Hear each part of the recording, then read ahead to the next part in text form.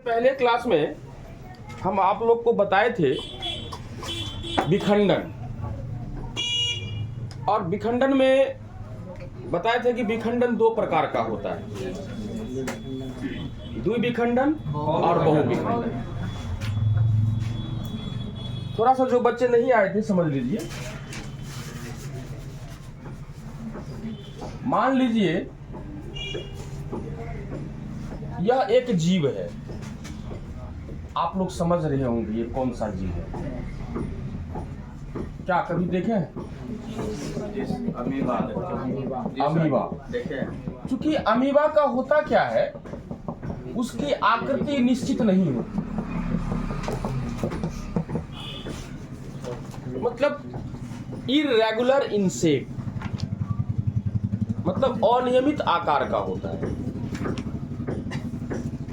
और आपको बता दें ये अमीबा जो है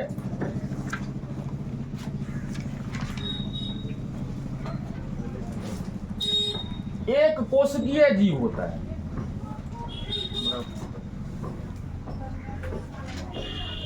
एक कोशिकीय जीव होता है, इसको हम लोग यूनिसेलुलर ऑर्गेनिज्म, एक कोशिकीय जीव कहते हैं। अमीबा जो है एक कोशिकीय जीव होता है। इसको थोड़ा सा हम यहाँ चेंजिंग करने जा रहे हैं। ठीक यही अमीबा है, और इसका ये जो है न्यूक्लियस कहलाता है, इसको हम लोग केंद्रक कहते हैं। ये दो भाग में बट गया, मतलब एक केंद्रक से दो केंद्रक का निर्माण हो गया। इसको हम लोग केंद्रक कहे थे, अब इसको हम लोग कहेंगे पुत्री केंद्रक। क्या कहेंगे? पुत्री केंद्रक, मतलब डाउटर न्यूक्लियाई। डाउटर न्यूक्लियाई ये तो केंद्रक है ना। और केंद्रक के चारों ओर जो है ये कोशिका द्रव। क्या है? मान लो जो बच्चे नहीं आए थे, आप जानिए सेल में दो भाग होता है, ये केंद्रक है और ये बीच वाला भाग केंद्रक है, और केंद्रक के चारों ओर का ये जो भाग है इसमें द्रव पाया जाता है, इसी को कहा जाता है कोशिका।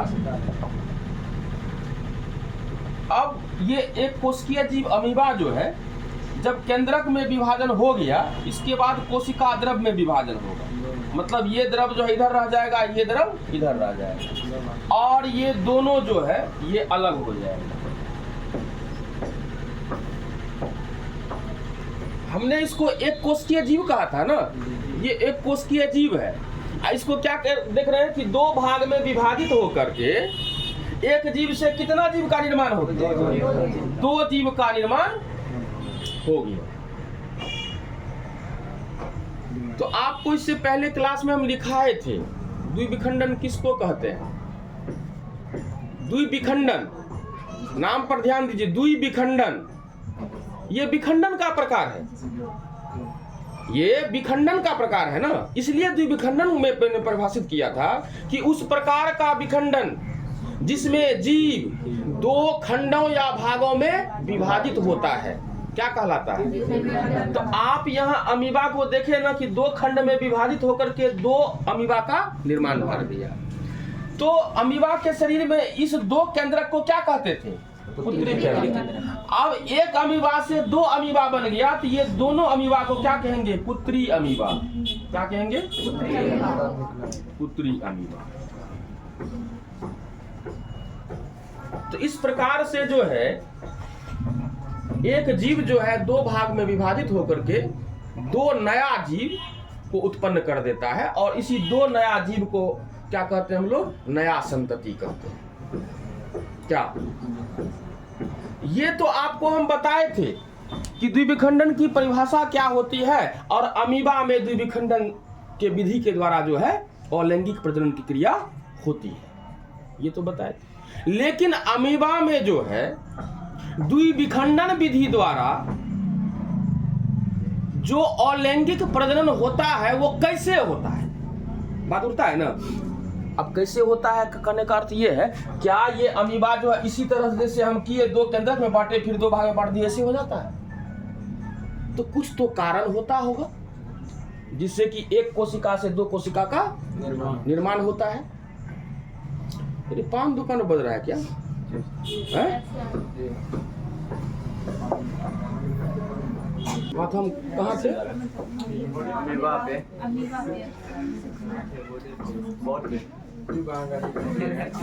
तो हाँ, द्विखंडन विधि से अमीबा में अलैंगिक प्रजनन की क्रिया होती है, या अलैंगिक प्रजनन की क्रिया जो अमीबा में होती है वो द्विखंडन विधि से होती है। ठीक है, द्विखंडन को हमने परिभाषित कर दिया था। तो अब आप लोग जो है कैसे होता है उसी पर विचार करेंगे। तो आप लोग हेडिंग दीजिए अमीबा में द्विखंडन।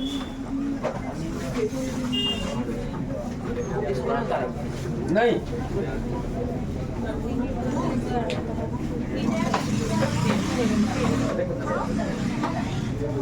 और अमीबा में सुनो, आप लोग जो बच्चे फर्स्ट ईयर में नहीं पढ़ पाए हैं उसको परेशानी हो रहा है, या जिसका क्लास मिस्टेक है उसको परेशानी हो रहा है। कल जैसे ड्यूटी पूछी कि समसूत्री विभाजन क्या होता है, तो आप लोग में से कितना बच्चा समसूत्री विभाजन जान रहे हैं? हाथ उठाइए। तो समसूत्री विभाजन देखना पड़ेगा, एक भी देख लो तो याद है।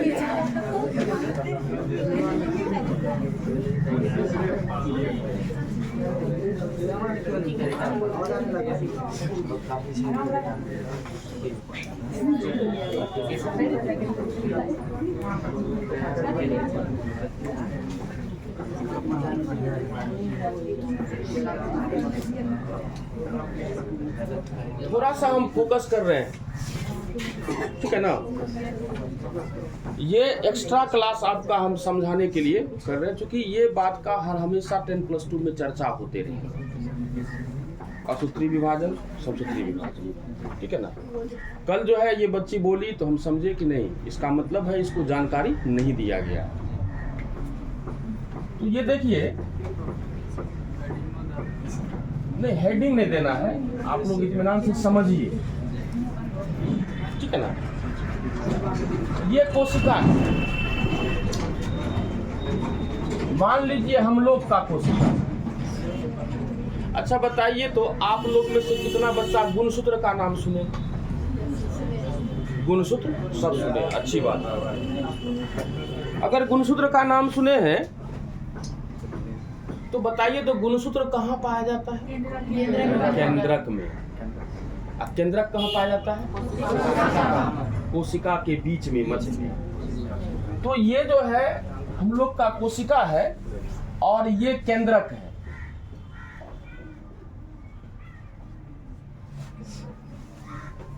और केंद्रक में जो है रंगीन धागे या तंतु जैसी संरचना पाई जाती है, इसी को हम लोग कहते हैं गुणसूत्र। क्या कहते हैं? गुणसूत्र। कोई दिक्कत नहीं है। अब देखिए होता क्या है, अगर ये मान लीजिए सेल था और इस सेल में जो है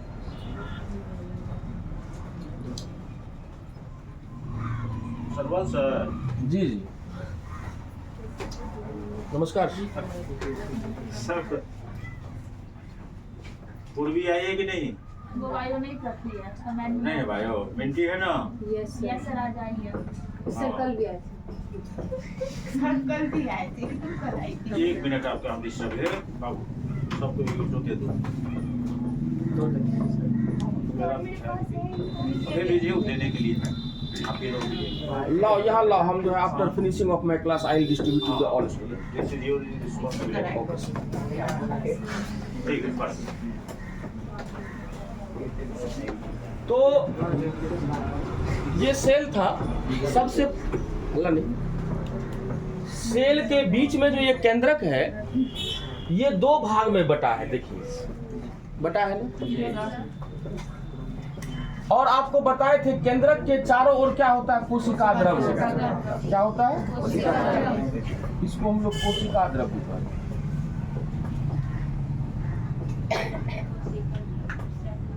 कोशिका द्रव्य कहते हैं। जब ये केंद्रक में विभाजन हो जाता है, एक केंद्रक से दो केंद्रक अर्थात दो पुत्री केंद्रक का निर्माण कोशिका में हो जाता है, तब जो इसमें जो कोशिका द्रव्य बच गया ना, तब कोशिका द्रव्य में विभाजन प्रारंभ होता है। केंद्रक में विभाजन के बाद किस में विभाजन प्रारंभ होता है? कोशिका द्रव्य। अब कोशिका द्रव्य में जो विभाजन प्रारंभ होता है, क्योंकि हम लोग तो जानते हैं कि हम लोग का सेल जो होता है कोशिका झिल्ली के द्वारा घिरा रहता है। किसके द्वारा? झिल्ली के द्वारा। कोई दिक्कत है? जंतु कोशिका जो होता है जिस झिल्ली के द्वारा घिरा होता है उसको कोशिका झिल्ली कहते हैं। ये कोशिका झिल्ली नीचे की ओर दबता है, ये ऊपर की ओर। इस तरह से आप देखिए कि कोशिका द्रव्य जो था ये भी दो भाग में तो सबसे पहले जो है जब कोशिका में विभाजन होता है, जिसको हम लोग कोशिका विभाजन कहते हैं, तो कोशिका में जो विभाजन होता है तो सबसे पहले कोशिका के किस में विभाजन होता है? केंद्रक में विभाजन होता है और एक केंद्रक से दो पुत्री केंद्रक का निर्माण हो जाता है। और एक केंद्रक से दो पुत्री केंद्रक का जो निर्माण होता है वो कई अवस्थाओं में पूर्ण होता है। क्या होता है? मतलब ये एक केंद्रक से दो केंद्रक बना ना, यह जो है देखिए prophase, prophase, metaphase, anaphase, telophase. मतलब देखो हल्ला नहीं। प्रोफेज का अर्थ होता है आद्यावस्था, मेटाफेज का अर्थ होता है मध्यावस्था, एनाफेज का अर्थ होता है पाश्चावस्था और टीलोफेज का होता है अंत्यावस्था। ये टीलोफेज में जब जाता है ये केंद्रक, तब दो केंद्रक बन जाता है।